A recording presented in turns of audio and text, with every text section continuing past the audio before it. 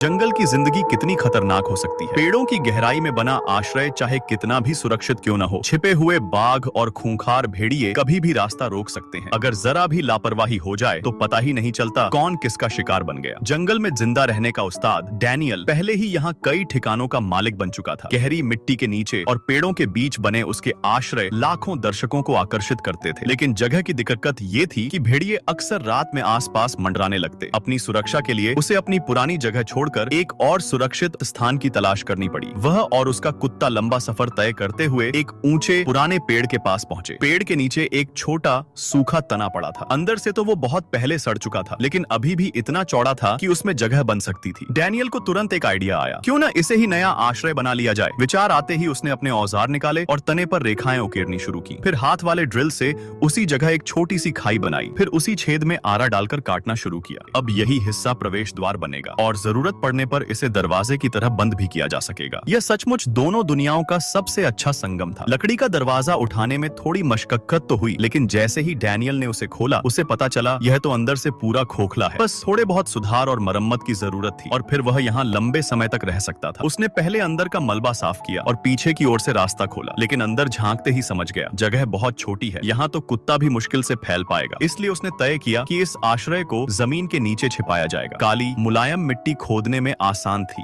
अंदर पेड़ की जड़ें थीं, लेकिन डैनियल जवान और ताकतवर था। उसने बिना रुके खुदाई जारी रखी। कुछ ही देर में उसने एक सही आकार का गड्ढा तैयार कर लिया। फावड़े से कोनों पर निशान बनाए। आखिरकार जंगल की रातें बेहद ठंडी होती हैं और बिना इंसुलेशन के यहाँ ठंड में जम जाना तय था। अच्छी बात यह थी कि उसका डिजाइन कॉम्पैक्ट था, ज्यादा जगह नहीं लेता था। बस दिक्कत ये हुई कि उसका कुत्ता उसे देखकर समझ बैठा, यह तो उसका नया घर है। डैनियल मुस्कुराया और फिर ऊपर जाकर धुएं के रास्ते की रूपरेखा बनाई और मिट्टी हटाने लगा। इसके लिए डैनियल को एक खास तरीका अपनाना पड़ा। उसने पास से एक लकड़ी की डंडी ली, नीचे का हिस्सा नुकीला किया और उसे ड्रिलिंग डिवाइस की तरह गहरे गड्ढे में डाल दिया। हथौड़ा चलाते वक्त उसे बेहद सावधान रहना पड़ा। जरा सी गलती होती तो पूरी संरचना धंस जाती।